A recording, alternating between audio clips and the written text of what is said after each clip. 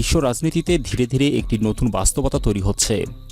দীর্ঘদিন ধরে আন্তর্জাতিক ব্যবস্থার কেন্দ্র ছিল পশ্চিমা শক্তিগুলো, কিন্তু এখন সেই একক প্রভাবের বাইরে বিকল্প শক্তির উত্থান স্পষ্টভাবে চোখে পড়ছে। এই প্রেক্ষাপটে রাশিয়া, চীন এবং ইরানের মধ্যে বাড়তে থাকা সহযোগিতা নতুন করে নজর কাটছে।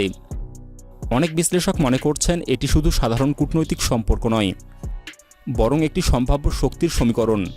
প্রশ্ন হলো, এটি কি সত্যিই একটি নতুন বৈশ্বিক ব্লকের সূচনা? রাশিয়া, চীন এবং ইরানের সম্পর্ক বহু বছরের, তবে সাম্প্রতিক ঘটনাগুলো এই সম্পর্ককে আরও ঘনিষ্ঠ করেছে। বিশেষ করে ইউক্রেন যুদ্ধের পর রাশিয়ার উপর পশ্চিমা নিষেধাজ্ঞা, চীনের সাথে যুক্তরাষ্ট্রের কৌশলগত প্রতিযোগিতা এবং ইরানের দীর্ঘদিনের অর্থনৈতিক চাপ, এই তিনটি বিষয় তাদের একে অপরের দিকে ঠেলে দিয়েছে।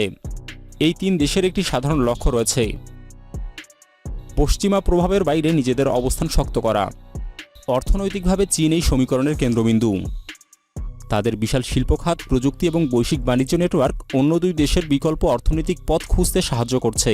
রাশিয়া জ্বালানি সম্পদ এবং সামরিক প্রযুক্তিতে শক্তিশালী।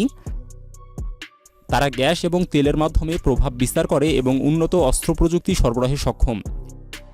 অন্যদিকে ইরান মধ্যপ্রাচ্যের একটি গুরুত্বপূর্ণ ভূকৌশলগত অবস্থানে রয়েছে। তারা আঞ্চলিক রাজনীতিতে সক্রিয় এবং বিভিন্ন মিত্র গোষ্ঠীর মাধ্যমে নিজেদের প্রভাব বিস্তার করে।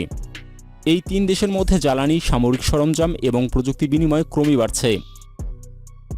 যৌথ নৌমহড়া এবং সামরিক সহযোগিতাও বৃদ্ধি পেয়েছে, যা তাদের পারস্পরিক আস্থার ইঙ্গিত দেয়। তবে এই সম্পর্কের সীমাবদ্ধতাও রয়েছে।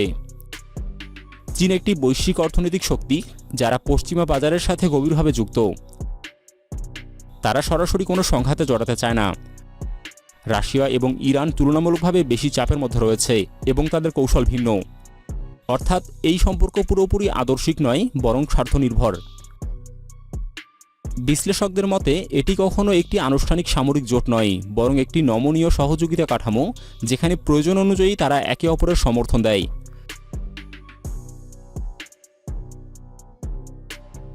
তবুও এর প্রভাব অস্বীকার করার মতো নয়। এই সহযোগিতা বিশ্ব রাজনীতিতে এক নতুন ভারসাম্য তৈরি করেছে। এটি পশ্চিমা নেতৃত্বাধীন ব্যবস্থার বিকল্প হিসেবে ধীরে ধীরে জায়গা করে নিচ্ছে। বিশেষজ্ঞরা বলছেন, ভবিষ্যতে বিশ্ব হয়তো একক শক্তির পরিবর্তে একাধিক শক্তি কেন্দ্রের দিকে এগোবে, যেখানে বিভিন্ন আঞ্চলিক জোট এবং কৌশলগত সহযোগিতা আন্তর্জাতিক রাজনীতির মূল চালিকা শক্তি হবে। এই প্রেক্ষাপটে রাশিয়া, চীন, ইরান সম্পর্ক একটি গুরুত্বপূর্ণ উদাহরণ হয়ে উঠছে। ফলে প্রশ্ন এখনও উন্মুক্ত, এটি কি সত্যি একটি নতুন ব্লকের শুরু, নাকি এটি কেবল পরিস্থিতি ভিত্তিক একটি কৌশলগত সমন্বয়?